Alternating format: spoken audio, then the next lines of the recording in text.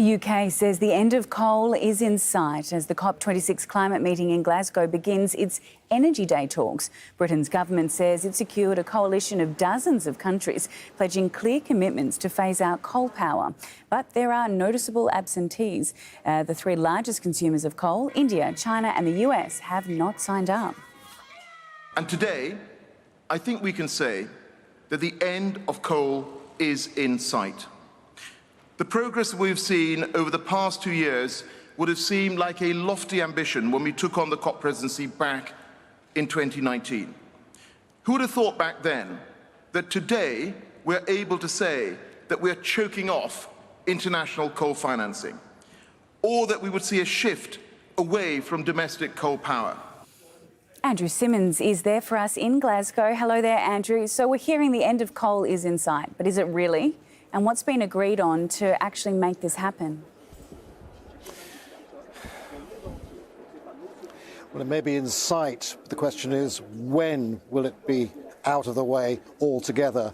It is the biggest single pollutant causing global warming on the planet, and the idea is to stop its use for generating power.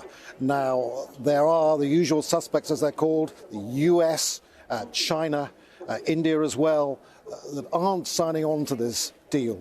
There are varied targets, 2030s, 2040s, but there are interesting developments. Countries such as Poland, Vietnam, Canada, Chile, Morocco, Egypt, countries that are very reliant on coal-fueled energy, planning to phase it out for other power sources. Now, here right now with me is someone quite esteemed when it comes to climate activism. It is the former president of the Maldives, Mohammed Nasheed. Welcome to Al Jazeera. Thank you very much. Thank you for having me. Now, you have campaigned tirelessly on the issue simply because the Maldives is only a metre or so above sea level. Its existence is at threat. When you hear about the large countries not phasing out coal quickly enough, what goes through your mind? But we are now living on a planet which is heated 1.2 degrees.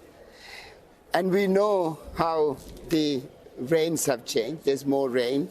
The summers are longer. The wind is stronger. The waves are higher. And therefore, our coasts are getting eroded. Our water is contaminated.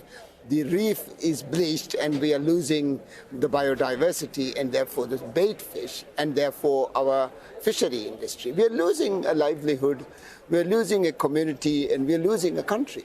Now, it was in 2009, just ahead of the COP in Copenhagen, when you did that, what some regard as a publicity stunt, but it was an incredibly serious one, when you went underwater for a cabinet meeting when you were president.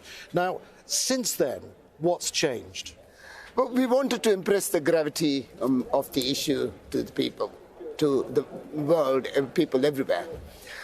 It's been a long while since then, but since then countries have come to understand the gravity far more than they used to in 2009.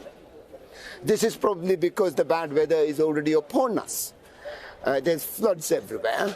You open up TV anytime, you always see the tundra burning, you see fire in Greece, you see water and strong winds everywhere. The planet is changing.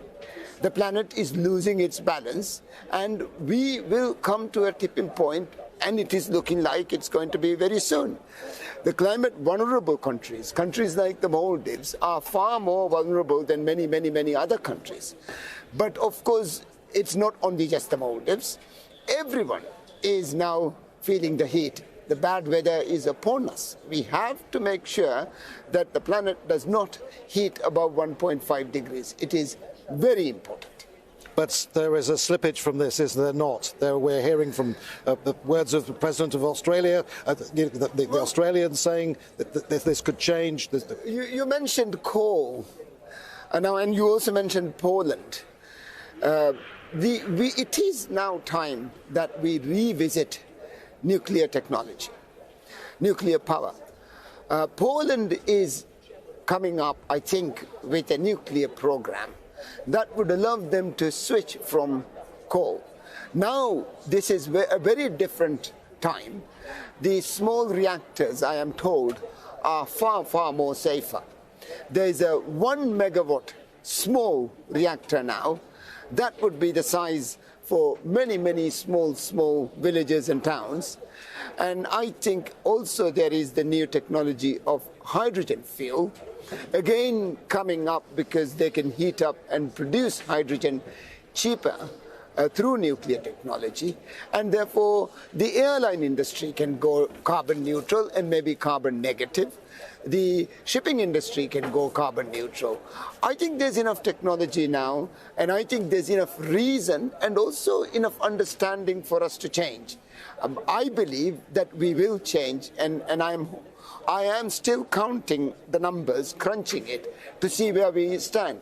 When we came to the COP, the numbers suggested, the nationally determined contribution from countries suggested that the temperature rise would go beyond 2 degrees. But now it's looking like, after India's submission, it is looking like that the planet can come down to 1.5. Thank you very much indeed for your assessment there and your insight on this crucial subject. Thank you very much. Thank you very much indeed.